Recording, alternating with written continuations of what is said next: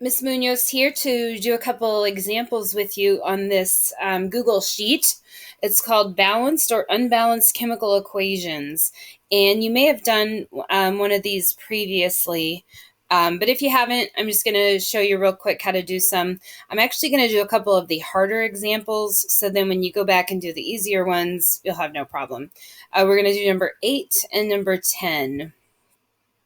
So the idea here is that you just compare, you do an inventory of each element on both sides of the equation. The idea of balancing equations is that you want to make every element the same, the number of atoms the same on both sides. So we're going to check these to see if they're balanced. So for number 8, the left side has 3 mg's, and that's because of that subscript 3. The right, there's a 3 because of the coefficient 3. The left, we have 2 phosphorus atoms, and that's because that 2 gets distributed. On the right, we have 2 phosphorus because the coefficient gets distributed. Oxygen, we have 4 oxygen, but the subscript just gets distributed, so we actually have 8. And then same thing here. We have 4 for a subscript, but the coefficient gets distributed, so we have 8.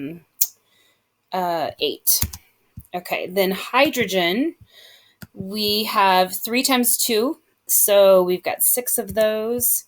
And H, we have 6 of those. So if we compare every element, 3, 2, 8, 6. On the right, we have 3, 2, 8, 6. So that is a yes.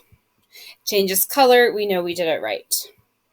Now, number 10 takes a different approach, and this is actually the approach I recommend when you have a polyatomic ion. See how NO3 is treated as a group?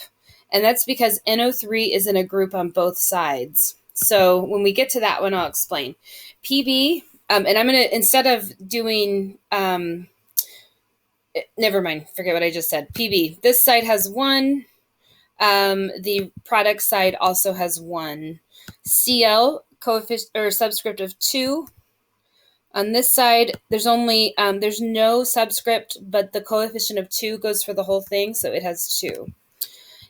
Silver, Ag, there's no subscript, but there's a coefficient of 2.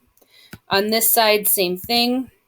NO3, there's only one group of NO3, but this coefficient of 2 gets distributed, so there's actually 2 groups of NO3. And on this side, we have a group of NO3, but the parentheses with the subscript of 2 means we have 2 of those.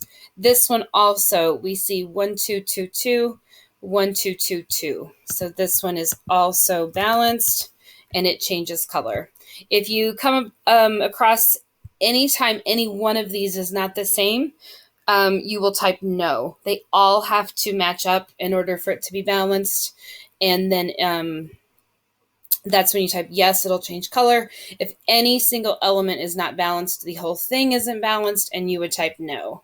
So that is how you do this assignment.